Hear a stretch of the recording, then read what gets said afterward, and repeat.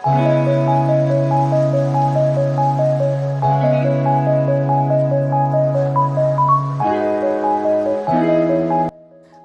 nini oyo ebimi, problème nini oyo ezoleka na réseaux sociaux après liwa ya grand-mère ya Grace Luzolo. Bandeko nanga d'abord avant to banda problème wana toyeli bino nanu triste nouvelle oyo ezali bongo acteur na biso Grace Luzolo auti kobungisa koko na ye oyo bomoni wana azali koko ya Grace Luzolo. Alors bandeko nanga ba makambo ebimi ebele ba makambo ebimi ebele d'abord bozana betela bino nanu histoire ya Grace Luzolo poto koma na ndenge Grace Luzolo aye kobungisa koko na ye. Lelo ba comédien balobi ke Grace Luzolo akende kozwa kisi na Nigeria po Alexa koko na ye batu balobi lobika o esengele baloba mais babosani ke koko pe esi akoli. Alors mbote na bandeko nyonso o balandaka biso mbote na bandeko nyonso o bolanda Irsil Botelo TV bambote na bino esika bozali wana boyebi déjà bonjour bonsoir botolo belango lisusu te po boyebi e dépenda kaka na air oyo bolandaka biso bande onanga ba video na teli bino na sima wana ezali makambo ezoleka na Afrique du Sud Cape Town yango wana bomona makambo wana ezoleka koto donc koto biso toza na mai danger donc ba mai etomboki kandi bomoni wana yango na teli bino na sima wana oyo bazali boso koto yo ezali nani makoko na biso na papa na biso Grace Luzolo na koko na ye. Alors Grace Luzolo boyebi bien Grace Luzolo pona bato bayebi te Grace Luzolo abungisa mama na ye eza déjà kala o Grace Luzolo abungisa mama na ye. Bande onanga so eza mbala liboso okoyi na Irsil Botelo TV vraiment au s'abonner au commenter au liker au partager et au sa malamu mingi. Yeah, donc abonnez-vous, commentez, likez, partagez nos vidéos et au sala malamu makasi.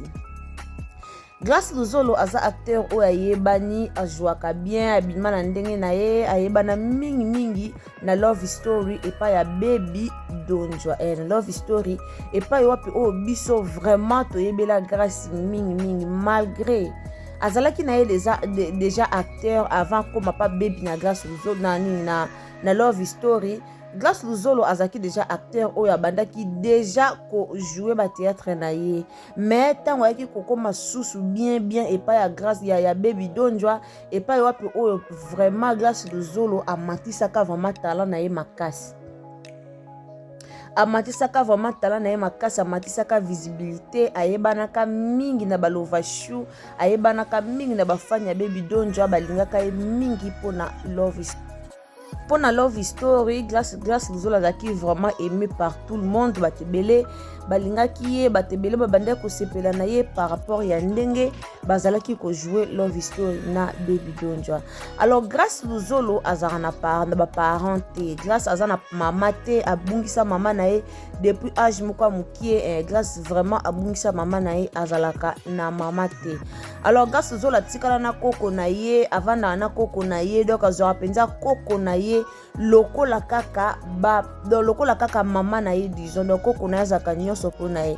bande kona o botuna kingai bande kebele batunenga ba vidéo bomona na kongo na ezali ye moko Irsil Botelo TV pona mona ba question ezala kebele oyo Irsil Botelo TV ye wana na Pointar moi ça mabundi ye wana. Bandeko nanga Grace Luzolo atikala kaka na koko na ye tomona kanenga sala ba video soka azoki tala koko na ye en tout cas tomona ka ndenge akenda kotala koko na ye ataka ba video na ye na internet dernièrement kaka la mingi ta kanga photo wana akenda ko visiter koko na ye na si so bokoti na page ya Grace Luzolo bokiti na se bomona video wana o Grace Luzolo atiaki photo wana o Grace Luzolo atiaki auto tiango kala mingi te akendaki kosala visite kotala koko na ye. Alors lelo tolali tolamuki sango ya mawa eye ke Grace Luzolo abungisi koko na ye azali susu na bomoite. Alors ya ko regretter eza nini ta komona Grace Luzolo akende Nigeria kosala ba film na ye na ba Gomez ya tomona ki vraiment atuna ki ba film na ye na Nigeria kuna tomona ki biso nyonso ndenge ese pasaki. Alors comédien comme alingaka na ye koloba ba comédien comme balingaka vraiment koloba lelo bato ba comédien bakomi koloba ke ote bato musu bazoloba Grâce Luzolo alekisi koko na ye kaka po akendaki Nigeria akendaki kozwa bakisi kuna toyoki bato balobi oyo esengelaki baloba après liwa ya grand-mère ya Grâce Luzolo. Bobosani ke grand-mère ya Grâce Luzolo aza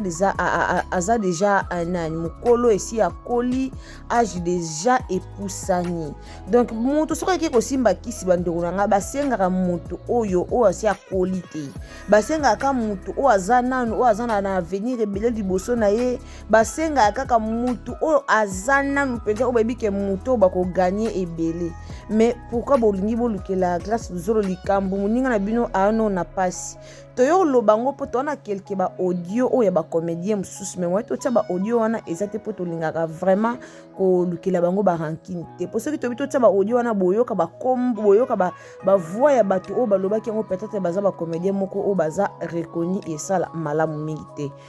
To boyi mingi o problème o yexi bote la TV o boyi yango nde to boyi. Mais toyeka kopesa conseil na ba comédien nyonso en tout cas babiloko wana bosalaka ezala malamu te. Ezala malamu te lelo likambo ebanze pa ba comédien mais ikititi pa ba fan. Eyana ba fan ebele bakomolo ba bongo ke Grâce Luzolo lekisi koko na ye likola Nigeria likola to mona Irsil Peshanga kindaki Nigeria sali film na Gomez ti azongi Irsil atikalo kufela te na famille na ye. Oui, c'est normal. Mutamtana ndenge na ye Grâce Luzolo koko na bango déjà akolaki liwa eye kaka na temps oye auti Nigeria. Donc ce que c'est que liwa ya grand-mère ya Grâce Luzolo eyaka avant Grâce Luzolo ke Nigeria. Wana bolinga bolo bapel sunini ke ake Nigeria Alexis koko na pas que là ba visa Nigeria wana bolinga bolo babongo. Wana batu bange balobaka lekisi koko na epoza visa Nigeria po lelo liwa oyo eye tango Grâce auti kuna aye apemi mwa muke mikoleleki mwa muke de toye komona liwa oyo eye bande ko balobi to lela na bato bolela to sepela na bato bo sepela mais kolela na bato bolela nde ezaka malamu bande konanga oko se décider ke no fetite mais matanga yoki mutakufi okende pona okabola mawa na muninga. Na minute o Grâce Luzolo ana mawa moko boye na minute o ana pasi na minute o pourquoi ana pasi koko na ye atikala lokwa mama na ye koko na ye atikala nyonso ya ye mais à perdre koko na ye ça fait mal au cœur bande konanga bato ba oloba boye soko za mutu no kufela te o mona ngo grave te mais soko za mutu de jo kufela oyebi de makambo ne kendaka oyoka pasi na motema kobungisa mutu eza facile te. Batebele ba commenter photo na courage ka Grâce mais koko pesi ya kola ki kokola ou pas ezaka facile te. Ezaka facile te bande ko séparation ezelo ko mo boye ya pasi. Ezaka eloko mo ya pasi séparation ezaka eloko mo ya facile te bande konanga to tika ba makambo to loba wana esala bien te en tout cas to lela na ba obazo lela to lela na ba obazo lela grâce à moko o asepelisa bino la banda kuna bino malgré to yina ye to lobaki pona makambo yaki ya na baby to yinaki ye to lobaki vraiment mais Grâce Luzolo aza o asepelisa bino la banda kuna bino Grâce Luzolo aza o bosepela kotala aza na batebele ba fan ebele balingaka ye aza na batune o balingaka ye alors tant bozolo baloba boye et ça la vraiment malamu mingi te pona star na biso. Lelo na Congo na biso zalaka star a memangambo star a voyager be problème ye star a bela problème ye star a koufe la problème ye finalement mutako kufa su liwa normal na via ba star ezate mutako kufa liwa normal na via ba star ezate so mutakufi fo zalaka ke balekisi ye fo zalaka ke star alekisi ye bandeko nanga to changer comportement côté wana eza malamu mpenza te. Tolela na bato azolela tolela na Grâce Luzolo azolela koko na ye en tout cas tolela na ye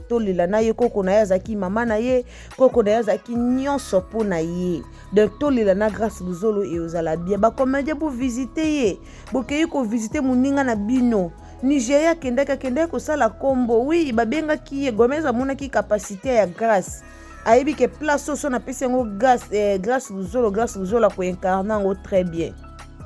Ebe que soka pesi Grâce Luzolo parti wana ako incarnango très bien. Yango bomone Grâce Luzolo kendaki et puis a joué très kitoko. na landi bestra film wana na page ya ye moko Grâce Luzolo ya TikTok. Ah mais non, jeune garçon aza na talent. Aza vraiment na talent, a jouer kitoko, a défendre RDC na niveau moko ko comprendre te.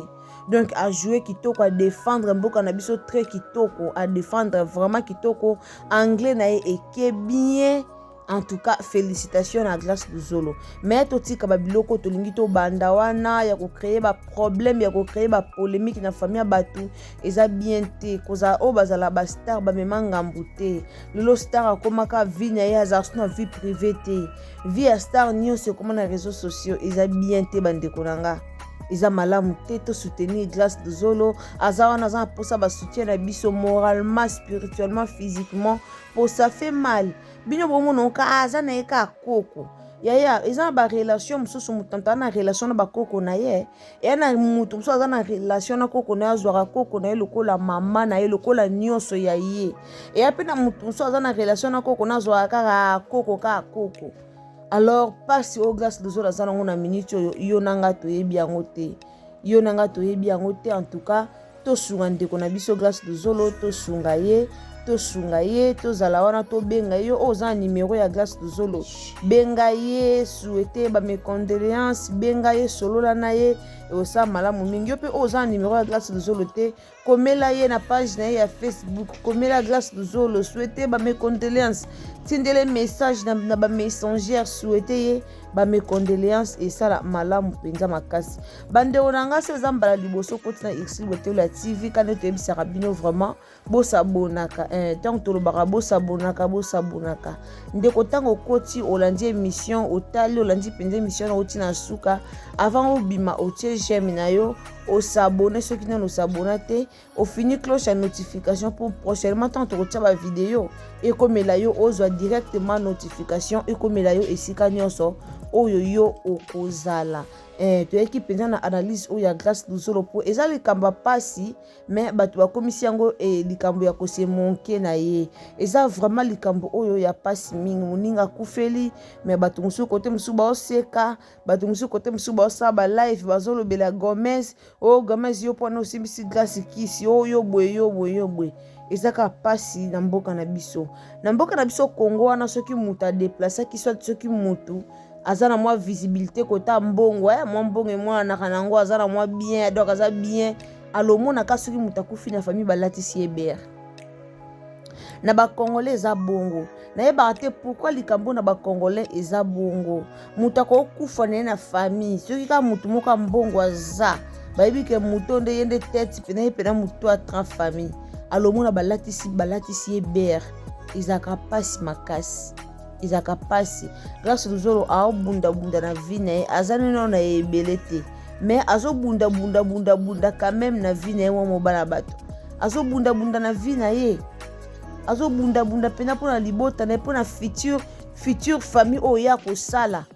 pona future bana na ye azo bunda pona bana na ye ba future ba koya wana bazala bien azo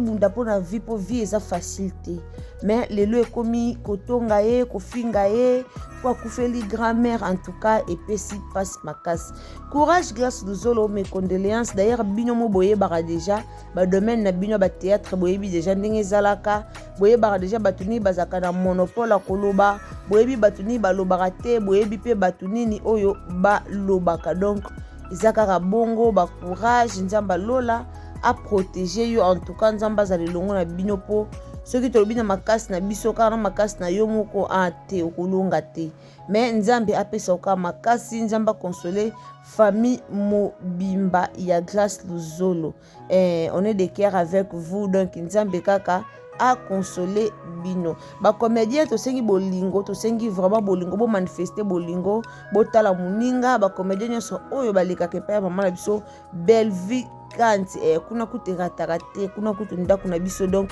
erataka nango te alors bo visiter Grâce Luzolo et osala malamu mingi bo visiter vraiment Grâce Luzolo et osa malamu mingi et osala vraiment malamu mingi aza star na bino aza nani camarade na bino aza collègue de service na bino en tout cas bo visiter ye et osala malamu mingi bandeko na nga soko okutani na video oyo mbala liboso okutani na Ursule Botelwa TV koleka video oyo te sans que o partager ndeko yo oyo tombe na video oyo en tout cas partager yango et osala malamu mingi partager yango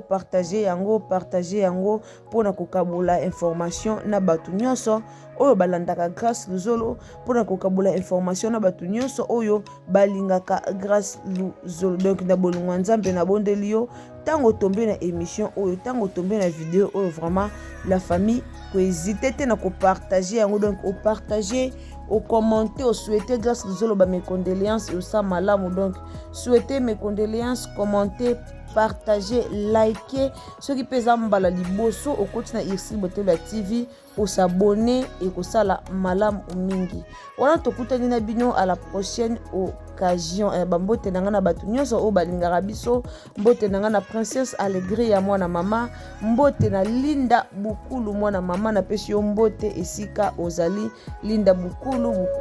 ya balinda bambote na yo esika ozali mbote na Sonia officiel